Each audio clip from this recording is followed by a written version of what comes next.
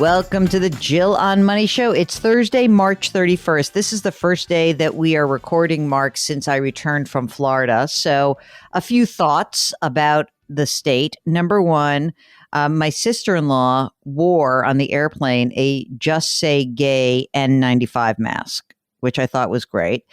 You saw that when my girlfriend went up to receive her diversity award, she and the guy who was also receiving it, they both wore Just Say Gay t-shirts.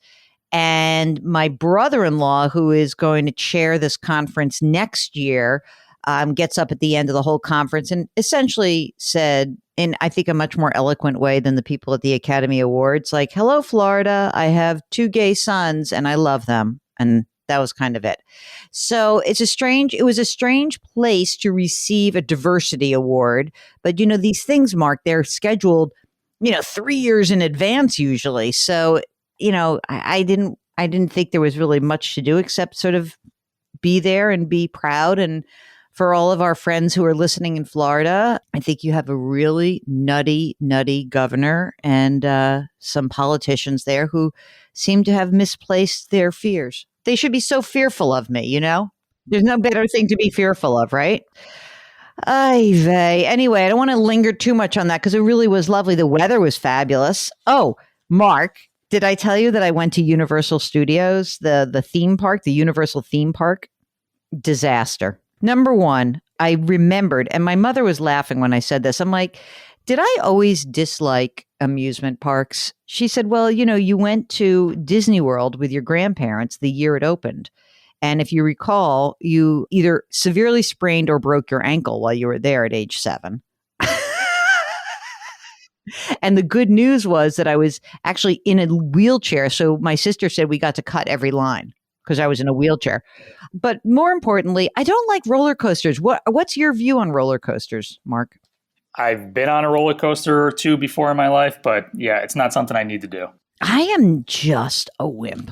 So between the crowds, my general anxiety around roller coasters and being part of a forced corporate event, never again. And you know what I liked? Oh my God, I'm such a wimp. There's like the Hogwarts Express, which is like a little like faux train you get into. It's really like for 3-year-olds to enjoy. That's what I enjoyed. Once you get over to Universal from one other part of the theme park, I did find the only bar that was actually a bar at 5:30 after being in this park for 3.5 hours. I ordered a double Irish whiskey. Thank you. I was so happy. I looked at Jackie and said, this is the best part of this day. I know it is. We left the hotel, like they have like the corporate bus pickup. They pick you up at like 2:00, got back to the hotel at 11:00 at night. I just wanted to kill myself. It's kind of right up there with my whole trip to Las Vegas last year. Like the trip to Las Vegas. Anyway, I'm going back to Las Vegas. I think it's going to be a much better trip this year. The Orlando thing, it was beautiful. You know what? It's just great weather, and that's nice. And I met some nice people. It's always nice to be with your partner when you sort of see her in her like professional environment. Like people come up and they're like, oh, she's so great. I'm like, I know she's great. Come on. But it's nice to see that. You know what I mean? It was kind of a cool thing to have like a snapshot into her professional life. Very well respected. It's very, you feel very proud to be associated with somebody like that. Anyway, are you a superstar? We'd love to hear from you. Even if you're not, if you're a medium star, it doesn't matter. I would love to hear from you. Mark would love to hear from you. All you need to do is go to jillonmoney.com, click on the Contact Us button, and tell us what's on your mind. We would be delighted to bring you on the program. So before I left, we did this funny podcast with a guy who is really making fun of himself for saying like, oh my God, I have financial anxiety, even though at the time, I think he had $750,000 in a 529 plan. And we were talking about getting him to 900. And he had lots and lots of moolah saved. Okay. So Chris, subject, seriously? 3 question marks. Chris writes, hopefully I'm joining a chorus of others to complain about getting to hear about, quote, financial insecurity from a family that makes 500 grand per year, has $3.3 million in a 401k, 900 grand in a brokerage, and $700,000 in 529 plans. I could not even make it through the show. When Richie Rich finished listing his assets, I was out. Are these really the only people contacting your show these days? If yes, I think it's time to call it a day and move on. Can we please get back to taking calls or letters from less than the top 1%? No more California, New York doctors or lawyers. And yes, I've written to your show before, and sure, I'll come on the air. I mean, look, so you guys, you know this. I do not judge. You can judge. I'm not sitting here in judgment.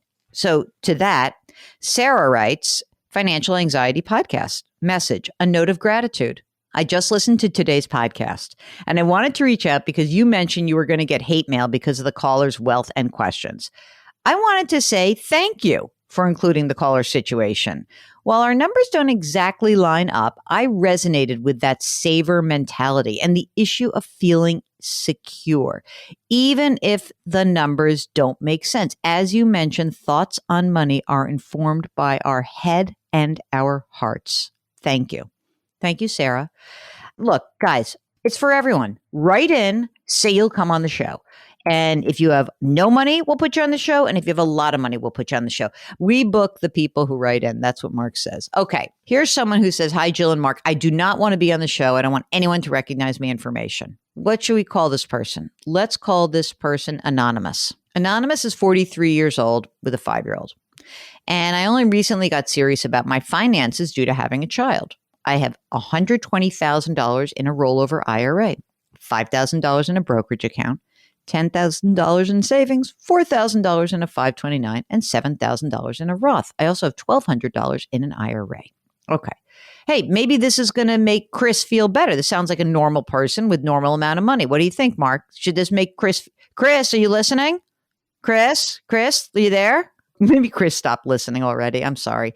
Okay. Now, Anonymous also has just received $70,000 from a settlement. Anonymous deposited the full amount in a brokerage account, but hasn't done anything with it yet.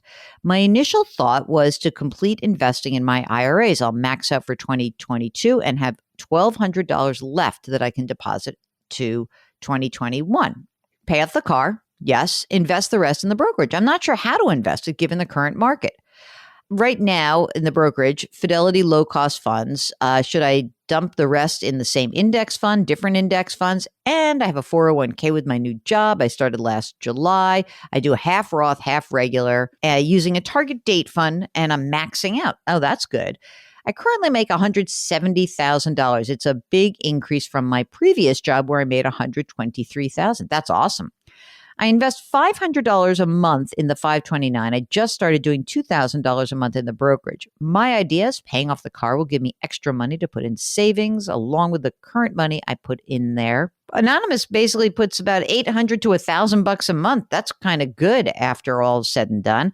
Okay, let's just go through these retirement accounts. So there's 120 in a rollover IRA, and there's 7,000 in a Roth, and 1,200 in a traditional IRA. Here's what I'm thinking. Let's take that 120 and roll it into the new plan. If it's allowed, what we'd like you to first do is forget about the money you just received from the settlement. Let's clean some stuff up. $120,000 from the rollover, roll it into your current retirement account. Hopefully you can do that. I'm going to presume you can. Okay?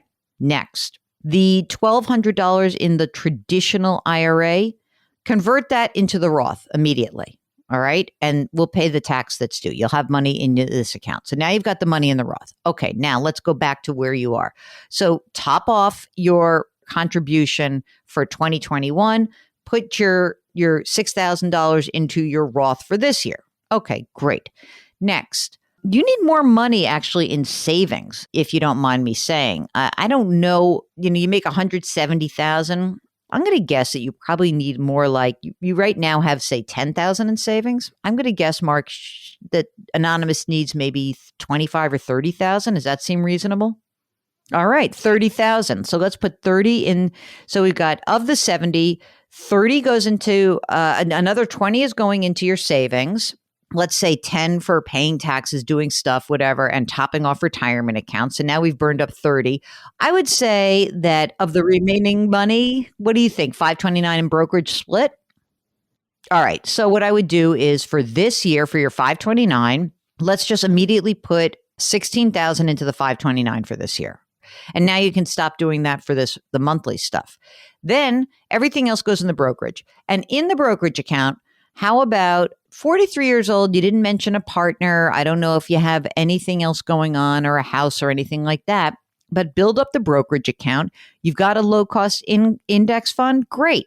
Add a couple of funds. So make it a broad stock index, an international stock index, and some short or intermediate term bond fund. I know everyone's going to hate on the bond fund recommendation, but just even if it's just 20%, let's put something in there. And then I think we're done. And, I think you should be 100% Roth in your retirement account. I know that you're in the top 24% bracket, but you know what? You're going to keep making money. Sounds like you're in good shape. So let's use that Roth and lock in your tax liability and not worry about it in the future. Okay? Betty's up next. She wants to know, how am I doing financially? Betty is a retired nurse for 9 years now. Oh my God, due to a cancer history. Her monthly pension after taxes, $3,400. Social Security after taxes, another $1,650. Money from her IRA, let's call it about $1,000 a month. Oh my gosh, rental income, $2,200 a month. That's a lot of income there, Mark. Betty's got a second home her sister lives in and pays the mortgage. That's good. A managed brokerage account with a $345,000, a will and a revocable trust. How am I doing financially? Mark, how would you think Betty's doing financially? I think that, Betty, you're killing it. I mean, so 4, 5, 6, 7, 8, $8,200. Let's say it's $8,000 after taxes. Oof. I wonder how much money is in that IRA account. But anyway, it sounds like you're doing great. And I don't know what you're going to do with the second home, if you're just going to keep it or what have you. It sounds like you're in great shape. Clint wants to know how to invest his children's money for the best outcome for them. Okay. So he says they started a bank account for each of the kids when they were born. Their grandmothers put money in them for birthdays and special occasions. That's nice. Recently, Clint's grandmother passed away. Before she did, she gave each of the grandkids $15,000. She refused to do a trust. She just wrote each of them a check for $15,000. So that's good.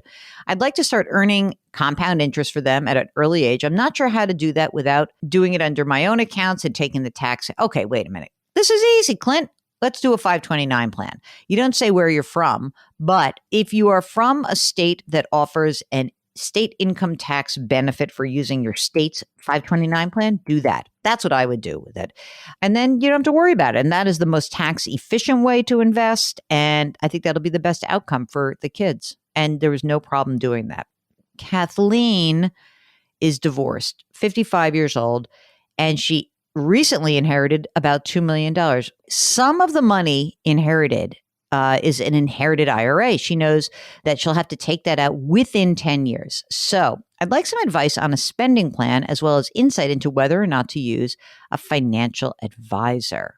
Well, I mean, I think if you're going to use a financial advisor, this is a good time to do it. I often will, recommend to you guys listening that when you have a time of transition, that's when I think you can really benefit from having a guide, somebody who's going to look in your best interest, right? So we want a fiduciary. We want you to have somebody who can help create a plan for you and also make sure that you're kind of voicing what you want to do and see if the advisor can kind of make that possible. So we want that to sync up. So Kathleen, one of the things that you can do is you can go to our website, jillonmoney.com, and hit the resources button. And we've got the questions you should ask a financial advisor.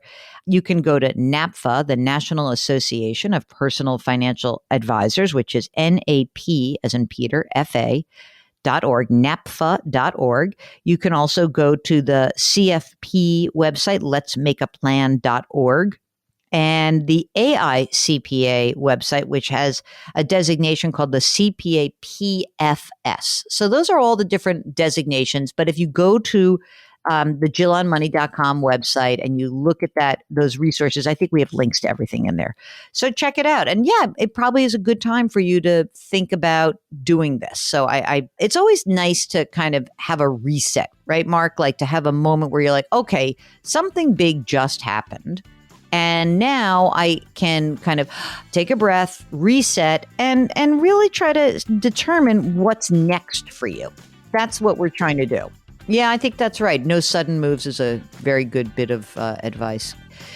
So if you have a question about your financial life, just go to JillOnMoney.com, hit the Contact Us button, ask us your question, do something nice for someone else today. It will make that person feel better and it will make you feel better. Chris, I'm so sorry. And I'm going to just try to lift you up a little bit and say you have an open invitation to come on whenever you want. Grit, growth, grace. Thank you for listening. We'll talk to you tomorrow.